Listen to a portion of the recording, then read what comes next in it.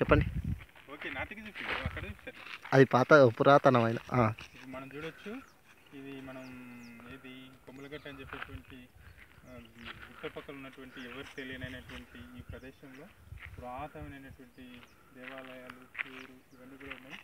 ఇది కూడా ఎవరికి తెలియదు, కానీ ఇక్కడ అద్భుతమైనటువంటి వాతావరణం, అన్ని వసతులతో కూడుకున్నటువంటి వ్యవస్థ ఉంది. మంచినీటి, పేరు, ఇక్కడ ఉన్నటువంటి ఇదివరకు పురాతన కాలంలో ఇక్కడ అద్భుతమైనటువంటి జాతర, తిరునాళ్ళు జరిగేందుకు అవకాశం ఉన్నట్టు మనకు ఆనవాళ్ళు కనిపిస్తున్నాయి.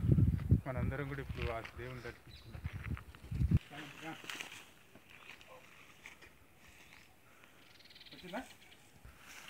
మనం చూడొచ్చు ఇక్కడ అద్భుతమైనటువంటి పురాతనమైనటువంటి కట్టడం.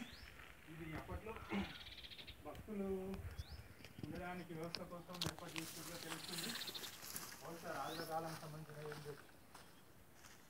ఇటుక, ఖర్చు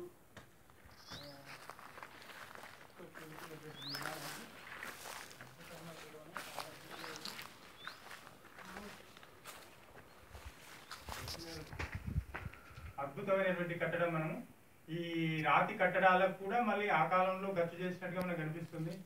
ఈ సుమారు 700 సంవత్సరాలు అయినప్పుడు కూడా ఇటుకలు ఏమాత్రం కూడా చెక్కు చేరకుండా పెద్దగా ఉన్నాయి. ఇది చాలా పెద్దగా. ఇక మనం చూడొచ్చు, ఇంత పెద్దగా ఉంది.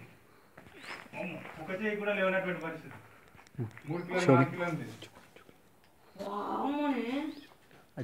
ఎంత టెక్నాలజీతో ఉంది చూడండి. ఎవిడెన్స్ కూడా ఉపయోగపడుతుంది. చాలా పురాతనమైంది ఇటుకలు ఇవన్నీ.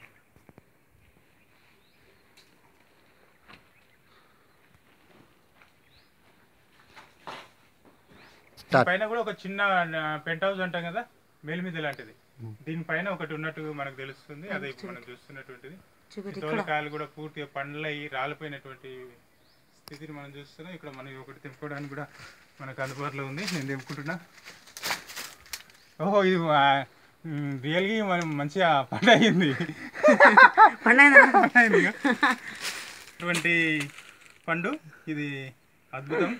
నరేష్ షేర్ చేసుకోవచ్చు. ఎట్లా ఉంటే చూసే ఇట్లాంటి మనకు అదృష్టం నిజంగా చెట్టు పండు తినడం.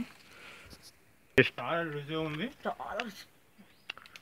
ఇలాంటి పండు మనం ఎప్పుడు తినలేము.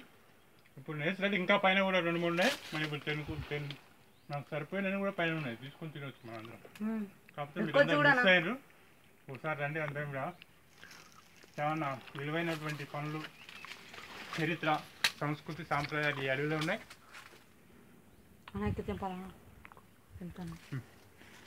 జాగ్రత్త.